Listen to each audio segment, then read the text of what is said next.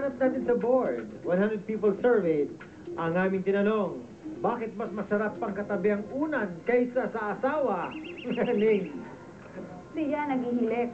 Ang unan hindi. Hindi. Naghihilik. Ano sinabi na ating survey? There you go. Jojo, bakit mas masarap pang katabi ang unan kaysa sa asawa? Mas malambot. Ano sabi ng survey? Wrong answer. Diyan mo rin sa family mo, Ling. Let's play, Jojo. Lin, pagkakataon mo na to. Bakit mas masarap katabi pang unan kaysa sa asawa? Mabango. Ang sabi ng survey sa mabango. Neil? Ano sa'yo? Kasi ang asawa, ang unan, hindi nananakit. Okay. Ang Ang asawa. unan hindi nananakit, ang asawa nananakit. Pwede! Pwede! Meron ba tayo? Sino natin? Wala. Sige, Lu. Ano sa'yo? Mas madulas. Basta dulas. Hira ng family, 2 strikes. Isa na lang po na kayo sumagot. Jojo, bakit mas masarap pang katabi ang unan kaysa sa asawa? Mas cute. Mas cute? Wala, hira ng family. Tan, atingin mo. Kasi ang unang pwedeng ipit sa binti. Pwede. Ning? Ako dumadantay sa unan. Okay. Nani? Kasi, mabango. Mabango ang unan? Pwede, no? Okay, Richie. Sa yung mga galing ang sagot. Ang tanong, bakit mas masarap pang katabi ang unan kaysa sa asawa? Tahimik. Tahimik! Pwede! Pag meron tayong tahimik, you take this round. Show us. Tahimik! Wala!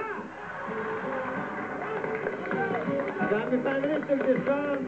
We have 170 points. 127 para sa Guerrero family.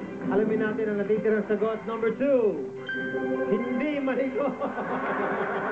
Alright. Wala pa umabot ng 300 points. Come on guys, let's play round 4. Tan and Tin.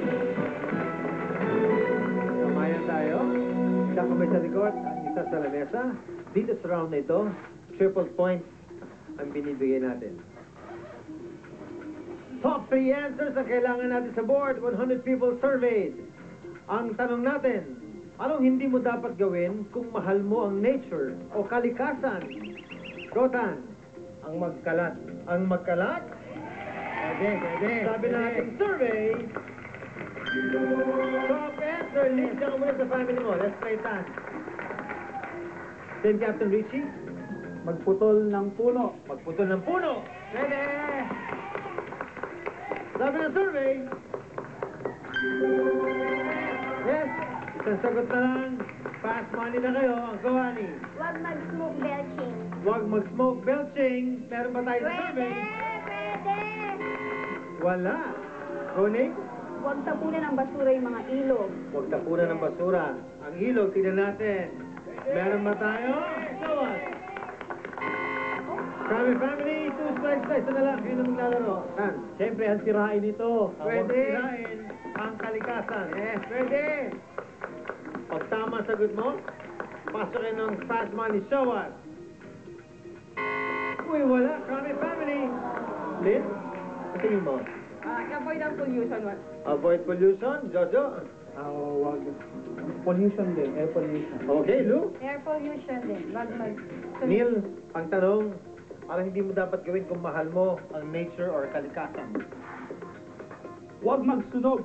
Huwag magsunog. Pag meron tayo huwag magsunog. Pass money tayo. Huwag magsunog! Wala! 412 for the Guerrero family. Kayo maglalaro sa ating pass money.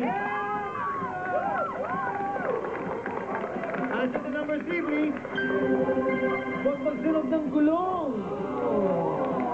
Thank you so much, Neil. Thank you, Lou. Maraming salamat sa inyo. Jojo, thank you. Thank you, Lynn. I hope nag-enjoy kayo. Okay, Guerrero family. Dalawang players ang kailangan natin dito. Sino maglalaro? Dan and Richie, ligayo.